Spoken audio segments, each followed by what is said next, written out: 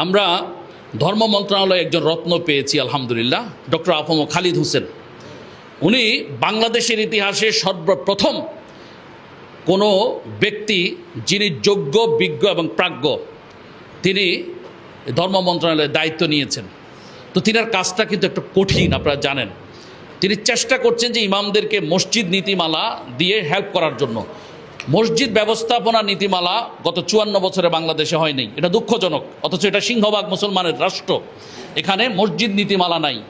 মসজিদ ব্যবস্থাপনা নীতিমালা যদি থাকতো, আজকে লাখ লাখ টাকা দুর্নীতি করে মসজিদের সভাপতি সেক্রেটারিরা খেয়ে ফেলতে পারতো না, যদি এই নীতিমালা থাকতো। আজকে বহু মসজিদের সভাপতি সেক্রেটারি এমন আছে, মসজিদ ফান্ডের টাকা দিয়ে মাদক ব্যবসা করে।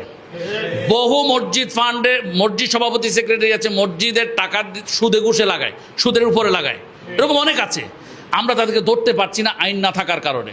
তো আমি বহু চেষ্টা করছি, ইন্টারিম সরকারের আমলে শুরু থেকে আমরা চেষ্টা করছি এই মসজিদ নীতিমালাটাকে মানে গ্যাজেট আকারে পাশ করানোর জন্য। আমরা বিশ্বাস করি মসজিদ ব্যবস্থাপনা নীতিমালা যদি ডক্টর আফম খালিদ হোসেন স্যারের আমলে না হয়, আগামী 100 বছরে হওয়ার সম্ভাবনা নেই, এটা আমরা বিশ্বাস করি। কারণ এই সুযোগ আমরা আর পাবো না। তো আলহামদুলিল্লাহ উনি কাজ শুরু করে দিয়েছেন।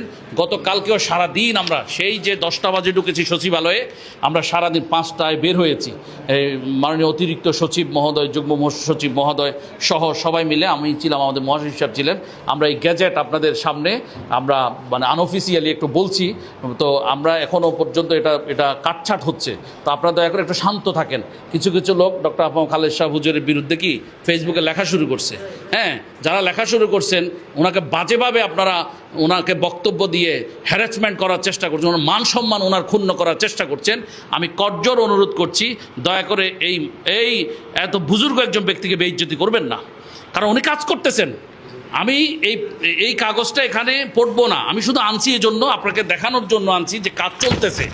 একটু ধৈর্য ধরেন, কাজ চলতেছে। ইনশাআল্লাহ অল্প কয়েকদিনের ভিতরে গ্যাজেট হয়ে যাবে। আর গ্যাজেট হলে আপনাদের বেতন ভাতা, যাবতীয় সুযোগ সুবিধা, ছুটি সব কিছু আপনারা পাবেন ইনশাআল্লাহ। এমনভাবে পাবেন আপনারা খুশি হয়ে যাবেন, ইনশাআল্লাহ। এমনভাবে হচ্ছে আপনাদের স্বার্থকে, ইমাম খতিব মুয়াজ্জিন খাদেমদের স্বার্থকে অগ্রাধিকার দিয়েই কিন্তু এই মসজিদ ব্যবস্থাপনা নীতিমালা চূড়ান্ত হচ্ছে। সুতরাং আল্লাহর ওয়াস্তে শান্ত থাকেন, কেউ ফেসবুকে লেখালেখি করবেন না।